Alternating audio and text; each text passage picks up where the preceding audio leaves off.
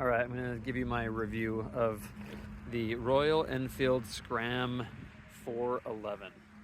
All right, so I've driven this from Mendoza, Argentina, through the Andes all the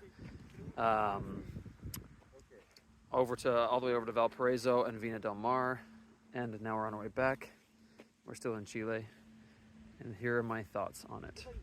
I think it's beautiful, and other than the looks, I absolutely do not like it. And my buddy who rented one over there is the same way. We both think it looks cool, but these bars are they're only for holding. They're not good at all for like strapping things down, so that's been really difficult.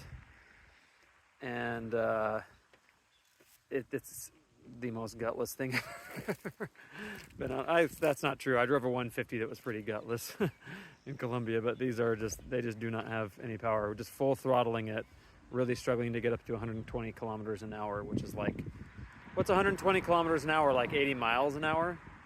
I think it's less than that. I think it's 75. 75. Really struggled to get up to that. And if you're going on any kind of hill, it was like a steep hill, I'll say. It was really struggling to get up to go past like 60 kilometers an hour. So also just kind of heavy. I think I know it's like 400 pounds, but for a scrambler and doing off-road stuff, it was really hard for us not to tip them. But looks great. The seat, I will say, is actually pretty comfortable. However, there just isn't a ton of room behind it. So we had issues with that in the backpacks and things. But the shifter is really like clunky. Like it's really stiff.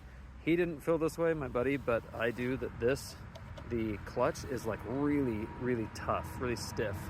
I drive a Honda normally, and on my Honda, I don't feel like it's like that at all. So anyway, I feel like it's a lot easier.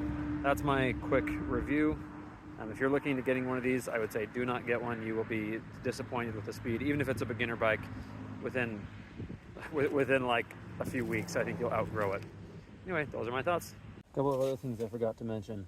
So the kickstand, both of us feel like one of the issues with it is that it doesn't let the bike lean. So it's like, it feels like it's gonna tip really easily a lot of the time, unless you're on a perfect angle. And so that kind of sucks. When it comes to the speed, one thing that really sucks about the speed of it is there's just no torque. So even though it really struggles to go over about 75 miles an hour or 120 kilometers an hour, it like really struggles to get there too. So, but one thing that is really good about it is the headlight. At night, that works really, really well. So that is a pro. I mean, I have a Honda CB500F, and the headlight is way better on the Royal Enfield Scram 411 than it is on my Honda.